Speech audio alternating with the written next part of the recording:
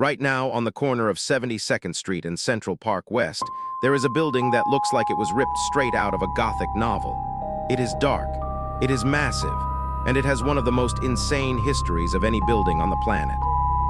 This building has been home to some of the biggest names in entertainment. It inspired one of the most terrifying horror movies ever made. And on a cold December night in 1980, something happened right outside its front door that shocked the entire world. This is the Dakota, and its story is absolutely wild. Let me explain. Okay, so to understand why the Dakota exists, we need to go all the way back to the year 1880, and we need to talk about a guy named Edward Cabot Clark. Now, Edward Clark was not an architect. He was not a builder. He was not a real estate guy. He was a lawyer, but not just any lawyer. This guy was the business partner of Isaac Singer, as in Singer Sewing Machines. And through that partnership, Clark became disgustingly wealthy. Like we are talking one of the richest men in all of America wealthy. And one day, Clark had an idea. An idea that literally everyone around him thought was completely and utterly insane. He wanted to build a luxury apartment building. Now I know what you are thinking. That does not sound crazy at all. People build luxury apartments all the time. But here is the thing. In 1880, that was not how things worked. In 1880, if you were rich in New York, you lived in a private mansion. Period. End of story. Apartments were for poor people. Apartments were where immigrants got crammed into tiny rooms in the Lower East Side. The idea of a wealthy person voluntarily choosing to live in an apartment was like suggesting a billionaire today should live in a hostel. People just did not do that. But Clark did not care. He was convinced that if you built the right building with the right amenities, rich people would absolutely want to live in apartments. No more maintaining an entire mansion by yourself. No more dealing with heating and plumbing and staffing. Just luxury living without the headache. Okay, fine. Weird idea, but maybe it could work. But here is where it gets really crazy. Because Clark did not want to build this apartment building in a nice neighborhood. He wanted to build it at 72nd Street and 8th Avenue on the Upper West Side. And in 1880, the Upper West Side was nothing. And I mean nothing. We are talking farmland. We are talking goats. Actual goats just wandering around where Lincoln Center is today. There were shanties and dirt roads and basically zero infrastructure. The wealthy parts of Manhattan were all downtown. Nobody with money would even think about going that far north. So to recap, Edward Clark wanted to take a type of housing that rich people considered beneath them and build it in a location that rich people considered the middle of nowhere. Everyone thought he had lost his mind. And this is where we get the name. Now there are different versions of this story and historians debate whether it is actually true, but the most popular version goes like this. When people heard about Clark's plan, they mocked him. They said the building was so far from civilized Manhattan that it might as well be in the Dakota Territory. That was the wild frontier out west. Basically, they were saying this guy is building in the middle of absolutely nowhere. And according to the legend, Clark heard that insult and said, you know what, fine. I will literally name it the Dakota. He leaned into the joke. He embraced the mockery. Whether that story is completely true or not, the name stuck. And it is honestly one of the greatest power moves in New York real estate history. So Clark hires an architect named Henry Janeway Hardenberg.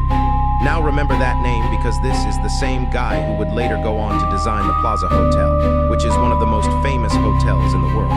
But before the Plaza, there was the Dakota, and this was his masterpiece.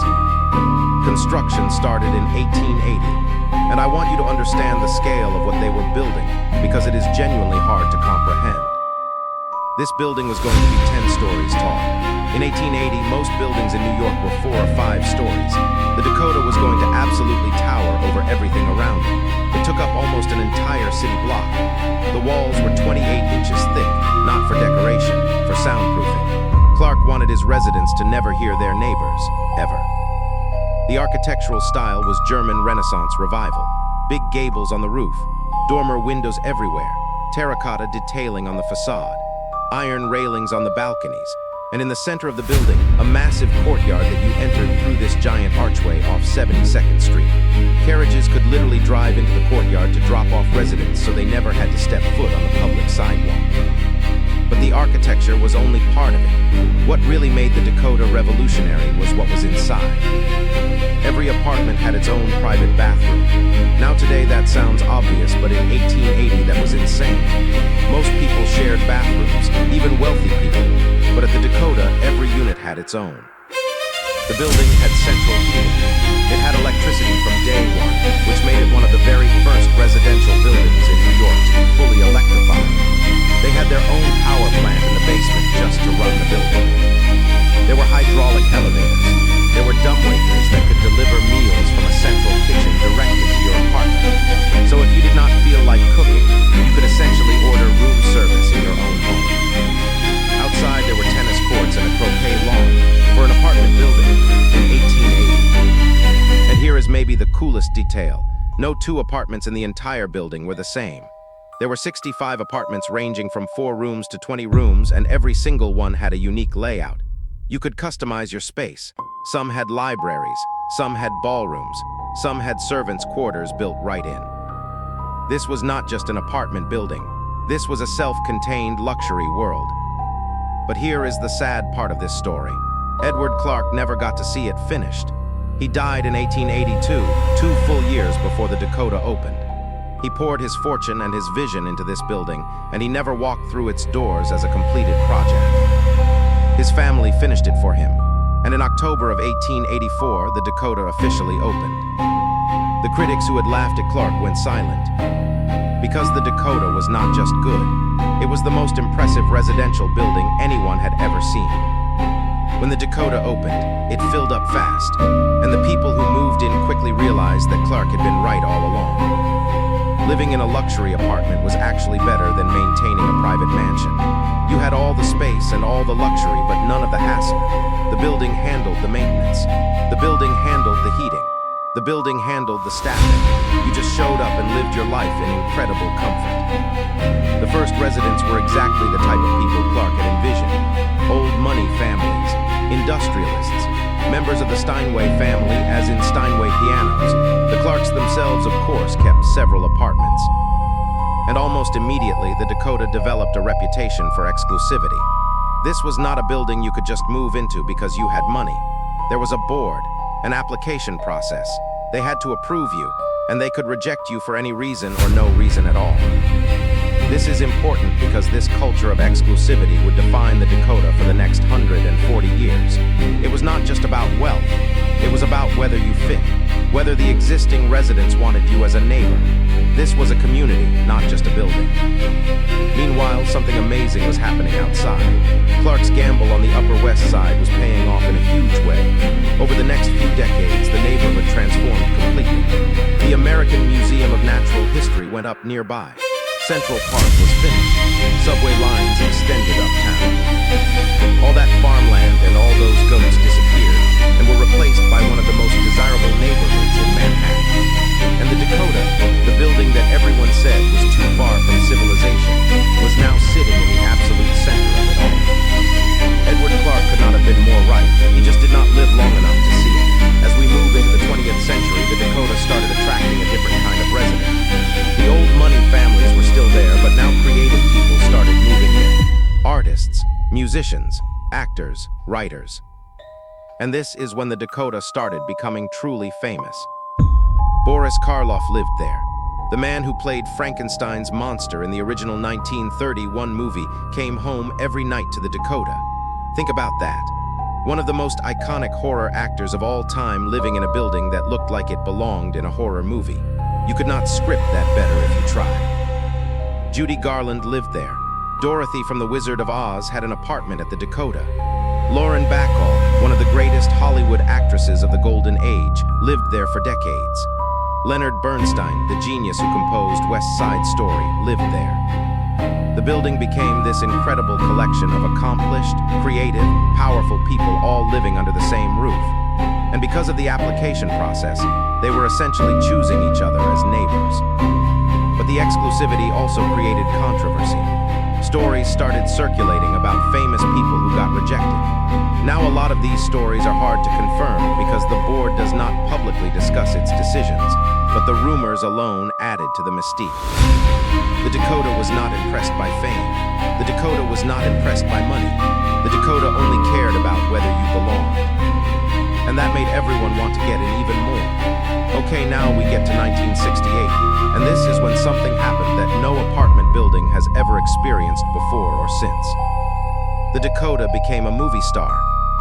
Director Roman Polanski was working on a horror film called Rosemary's Baby, based on a novel by Ear 11. The story is about a young woman named Rosemary who moves into an old Gothic apartment building in New York with her husband. She gets pregnant and slowly starts to realize that her elderly neighbors might be part of a satanic cult, and they might have plans for her unborn baby. It is a terrifying concept, and Polanski needed the perfect building to bring it to life. He found the Dakota. The moment Polanski saw the building, he knew it was perfect. The Gothic architecture, the dark stone, the dramatic roofline with all those gables and dormers, the imposing courtyard entrance with that massive archway. It looked exactly like the kind of place where something sinister could be happening behind closed doors. In the film, the Dakota is renamed the Bramford, but it is obviously the Dakota. They filmed exterior shots right there on 72nd Street. They used the actual courtyard. Some of the building's real residents even appeared as extras. Rosemary's Baby became a massive hit. It was one of the highest grossing films of 1968, and it is still considered one of the greatest horror movies ever made. Mia Farrow's performance is legendary. The atmosphere is suffocating, and the Dakota, the Bramford, is basically a character in the film. After Rosemary's Baby, the Dakota was no longer just a famous apartment building. It was a cultural icon. People who had never been to New York knew what the Dakota looked like. It had this aura of mystery and darkness and elegance all mixed together. A building had become a legend. All right, now we need to talk about John Lennon, because this is the chapter that changed everything. It is 1973. John Lennon and Yoko Ono are living in New York City, and they are looking for a permanent home. They had been bouncing around various hotels and apartments, and they wanted to settle down somewhere real. The story goes that Yoko spotted the Dakota from across Central Park. She saw that Gothic silhouette against the sky, and she was immediately drawn to it. She looked into it and discovered that apartments were available. They applied, the board approved them, and John Lennon and Yoko Ono moved into apartment 72 at the Dakota. It was a perfect match. Think about what John Lennon's life had been like up to that point. He was a Beatle. He was arguably the most famous musician on the planet. For over a decade, he had been mobbed everywhere he went. He could not walk down a street. He could not eat at a restaurant. He could not do anything normal without it becoming a circus. The Dakota offered him something money cannot usually buy: privacy. Those 28-inch thick walls meant he could play piano at 3 in the morning without anyone hearing. The courtyard entrance meant he could come and go without walking through crowds on the sidewalk. The culture of the building meant his neighbors treated him like a neighbor, not like a beetle. And Lennon fell in love with it. He fell in love with the building, and he fell in love with the neighborhood. He would walk through Central Park. He would take his son Sean to play at the playground. He would sit on benches and watch people go by. For John Lennon, the Dakota was freedom. Over the years, John and Yoko bought more apartments in the building. They eventually owned several units, including one that was used entirely for storage of Yoko's fur coats. The building was not just their home, it was their world. In 1975, Lennon essentially retired from music. His son Sean was born that year, and Lennon made a decision that shocked everyone. He was going to step away from the spotlight and be a full-time father. He called himself a house husband. For 5 years, John Lennon lived a quiet life at the Dakota, baking bread, raising his son, watching the boats in Central Park. It was the most peaceful period of his entire adult life. Then in 1980, he decided to come back. He and Yoko recorded a new album together called Double Fantasy. It was released on November 17, 1980. The album was about love and family and starting over. Critics loved it. Fans loved it. Lennon was back. He was excited. He was doing interviews again. He was making plans for more music. Everything seemed perfect. And then came December 8th. I need to warn you. This part of the story is difficult, but it is an essential part of the Dakota's history, and it would be dishonest to leave it out. December 8, 1980 was a Monday. Earlier that day, a photographer named Annie Leibovitz had come to the Dakota to photograph John and Yoko for Rolling Stone magazine. She took what would become one of the most famous photographs in history. John, completely naked, curled around Yoko in a fetal position. It was taken just hours before what happened next. That afternoon, John and Yoko left the Dakota to go to the record plant studio for a recording session. As they walked out through the archway, a man was waiting on the sidewalk. His name was Mark David Chapman. He was 25 years old. He had flown to New York from Hawaii, and he was holding a copy of John Lennon's double fantasy album. Chapman approached Lennon and held out the album. Lennon took it and signed it. He even asked Chapman, "Is that all you want?" Chapman nodded, and John and Yoko got into their limousine and drove away. A photographer named Paul Gorsh was standing nearby, and he captured this exact moment. The photograph shows Lennon looking down, signing the album, with Chapman standing right next to him looking directly at him. It is one of the most chilling photographs ever taken, because Chapman did not leave after getting the autograph. He stayed right there on the sidewalk outside the Dakota, and he waited. He waited for hours. At approximately 10:50 p.m., John and Yoko returned from the studio. Their limousine pulled up to the Dakota. Instead of pulling into the courtyard, which they sometimes did, they stopped on the street. John and Yoko got out and began walking toward the archway entrance. Chapman was standing in the shadows near the entrance. As Lennon walked past him, Chapman dropped into a combat stance, pulled out a Charter Arms .38 special revolver and called out, "Mr. Lennon." John Lennon turned. Chapman fired 5 rounds of hollow point ammunition. 4 of the 5 bullets struck Lennon in the back and left shoulder. Lennon staggered forward through the archway and up the steps into the security vestibule. He collapsed on the floor. The doorman on duty, a man named Jose Perdomo, rushed to him. Lennon looked up and said the words, "I'm shot." Those were his last words. The concierge threw his uniform jacket over Lennon and called the police. When officers arrived minutes later, they realized there was no time to wait for an ambulance. They put Lennon in the back of a police car and rushed him to Roosevelt Hospital. But it was too late. The bullets had severed major blood vessels and caused massive internal bleeding. John Lennon was pronounced dead at 11:07 p.m. He was 40 years old. Back at the Dakota, Chapman had not run. He had not tried to escape. After shooting Lennon, he simply sat down on the sidewalk. He removed his coat and hat so police could see he was not hiding any other weapons, and he pulled out a copy of The Catcher in the Rye and started reading it. When police arrived and arrested him, he was completely calm. Meanwhile, the news was spreading. Howard Cosell broke the news during Monday Night Football. Within minutes, it was on every television and radio station in the world. And people started coming to the Dakota. First it was dozens, then hundreds, then thousands. People gathered on the sidewalk outside the building, crying, singing Lennon's songs, holding candles, leaving flowers. The crowd stretched down 72nd Street and into Central Park. They sang "Give Peace a Chance." They sang "Imagine." They sang "All You Need Is Love." And the Dakota, this building that had stood since 1884, became the center of the world's grief. The days after Lennon's death were surreal at the Dakota.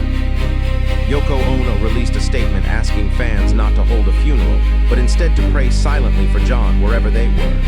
Despite this, the crowds outside the Dakota did not leave. Some people stayed for days. On December 14th, Yoko requested 10 minutes of silence in Lennon's memory.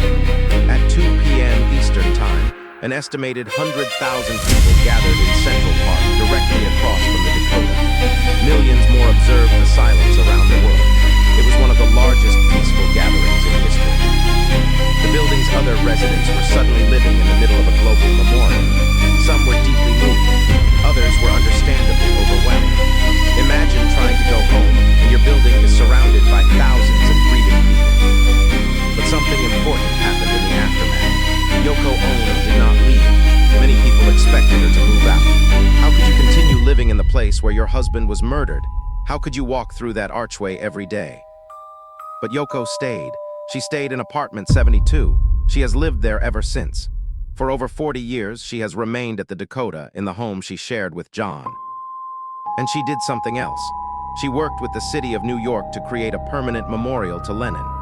In 1985, a 2.5-acre section of Central Park directly across from the Dakota was officially named Strawberry Fields, after the Beatles' song. At the center of Strawberry Fields, there is a circular mosaic made of Italian tiles. It was a gift from the city of Naples, Italy. And in the center of that mosaic is a single word. Imagine, after December 8, 1980, the Dakota was changed forever. The building was already famous, it was already iconic, but now it was something more. It was a landmark of tragedy. It was a pilgrimage site. Every day, tourists come to 72nd Street and stand outside the archway where it happened. Every December 8th, the crowds return in force. Security at the building was completely overhauled. The relatively open entrance that had allowed Chapman to simply stand on the sidewalk and wait was replaced with much tighter protocols. But life inside the Dakota continued. People still lived there, people still applied to live there, and the building maintained its standards. Throughout the 1980s and 1990s, the Dakota continued to attract notable residents. Roberta Flack, the singer known for Killing Me Softly, moved in and has lived there for decades. Connie Chung and Maury Povich have called it home. But the rejection stories are almost as famous as the acceptance stories. Billy Joel reportedly applied and was turned down. Madonna reportedly applied and was turned down. The New York Yankees' Alex Rodriguez reportedly applied and was turned down.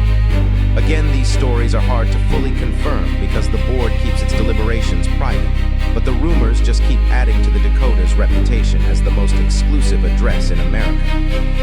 The message was clear. You could be a global superstar. You could have hundreds of millions of dollars. But if the board decided you were not Dakota material, you were not getting in. Let me take a step back and talk about what makes this building so unique from a purely architectural and structural standpoint. Because beyond all the stories and the celebrities and the tragedy, the Dakota is an absolute marvel of construction. This building has stood since 1884. That is over 140 years, and it looks almost exactly the same as it did on the day it opened. The exterior has barely changed. Those same yellow bricks and brown sandstone details, those same iron balconies, those same dramatic gables on the roof. In 1969, the Dakota was designated a New York City landmark, which means its exterior is legally protected. You cannot change it. You cannot add to it. You cannot alter it in any meaningful way. In 1972, it was added to the National Register of Historic Places. Inside, the apartments are legendary. 14-foot ceilings, original hardwood floors, fireplaces that still work. Many apartments still have their original 19th century details perfectly preserved. And remember those 28-inch thick walls I mentioned? They are not just thick for the sake of being thick. The building was constructed with multiple layers of brick and stone with air gaps in between. This creates natural soundproofing that is honestly better than most modern construction. You can have a full concert happening in one apartment, and the neighbors will not hear a thing. In a city as loud and dense as New York, that kind of silence is priceless. The building still has the original courtyard layout. Cars today drive in through the same archway that horse-drawn carriages used in 1884. The courtyard has a fountain and a garden, and it creates this incredible sense of being in a private world, completely separated from the chaos of Manhattan just outside. There are about 93 apartments now, though that number has shifted over the years as units have been combined or divided. They range from relatively modest 2-bedroom units to sprawling 15-room spreads. Prices when apartments do come on the market can easily reach $20 million or more. But here is the thing. For the Dakota, it is not about the money. It is about the community. Residents genuinely know each other. They attend board meetings. They care about the building. There is a sense of stewardship that you just do not find in most luxury buildings. Now, I could not make a video about the Dakota without talking about the ghost stories. Because, oh man, there are ghost stories. A building this old, this gothic looking, this connected to both fictional horror and real tragedy, is basically guaranteed to have paranormal legends attached to it. And the Dakota does not disappoint. The most commonly reported apparition is a little girl. Multiple residents and staff members over the decades have claimed to see a young girl in old-fashioned clothing, like 19th century clothing, appearing in the hallways of the upper floors. She reportedly has blonde hair and appears to be playing with a ball. She appears for a moment and then vanishes. Nobody knows who she is. There is no definitive record of a child dying in the building that matches the description. But the sightings have been consistent enough over the years that it has become part of Dakota lore. Then there are the more general reports. Cold spots in certain hallways that have no explanation. Feelings of being watched in the courtyard late at night. Strange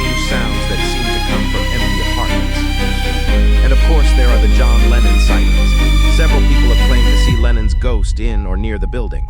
The most famous claim comes from Yoko Ono herself, who reportedly said she saw John sitting at his white piano in their apartment. He turned to her and said, "Don't be afraid. I am still with you." Now look, I am not here to tell you what to believe. Ghost stories are ghost stories. But I will say this. If you have ever stood outside the Dakota at night and looked up at that dark Gothic facade with its shadows and its history and its connection to so much life and death, it is very easy to feel like something is watching you.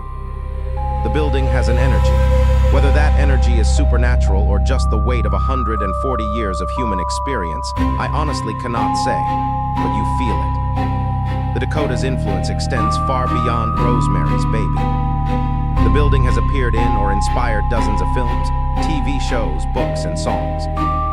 Jack Finney's novel Time and Again, which is about time travel in New York City, uses the Dakota as a central location. The building's old-world character makes it the perfect portal to the past. The 2020 film The Witches of Eastwick, multiple Law and Order episodes, and countless other productions have used the Dakota as either a filming location or an inspiration. In music, the Dakota has been referenced by artists from all genres. It has become shorthand for Old New York, for elegance, for mystery, and of course for John Lennon. Even in architecture, the Dakota's influence is enormous. It essentially created the concept of luxury apartment living in America. Every high-end apartment building that came after it, from the San Remo to 15 Central Park West, owes something to Edward Clark's crazy vision. Without the Dakota, the Manhattan skyline as we know it might not exist. Clark proved that people would pay enormous sums to live in apartments, and that changed the economics of New York real estate forever. So let me bring this all together. The Dakota is a building that should not exist. It was built in the wrong place at the wrong time by a man with an idea that everyone thought was ridiculous. It should have been a spectacular failure. Instead, it became the most famous apartment building in American history. It survived the skeptics. It survived the changing neighborhoods.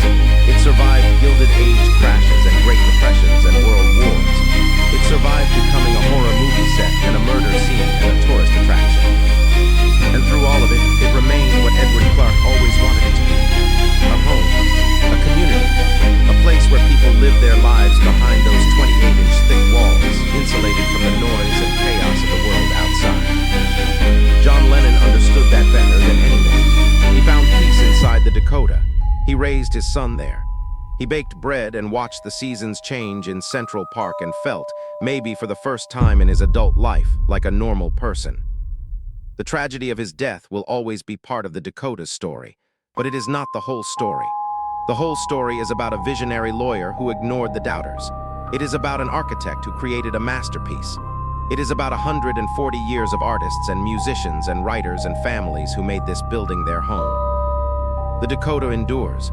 In a city that tears itself down and rebuilds every generation, the Dakota just keeps standing there. Same bricks, same archway, same courtyard, same impossible, beautiful, haunted, legendary presence on the corner of 72nd and Central Park West. If you ever get the chance to visit New York, walk to that corner. Stand across the street. Look up at those gables and those dark windows, and think about everything that has happened inside those walls. Think about Edward Clark and his crazy dream. Think about Boris Karloff coming home from playing monsters. Think about Rosemary walking through that courtyard. Think about John Lennon sitting at his piano. Think about the little girl in the hallway who may or may not be there. And think about the fact that right now, at this very moment, people are living their lives inside that building. Cooking dinner, reading books, looking out at Central Park, continuing a story that started in 1884 and shows no signs of ending. That is the Dakota, and that is why it matters. If you made it this far, thank you. Seriously. I put a lot of work into this one, and I really appreciate you watching. If you enjoyed this video, smash that like button and subscribe because I make deep dive videos like this every single day. Drop a comment below and let me know what building or landmark you want me to cover next. I read every single comment. I will see you in the next one.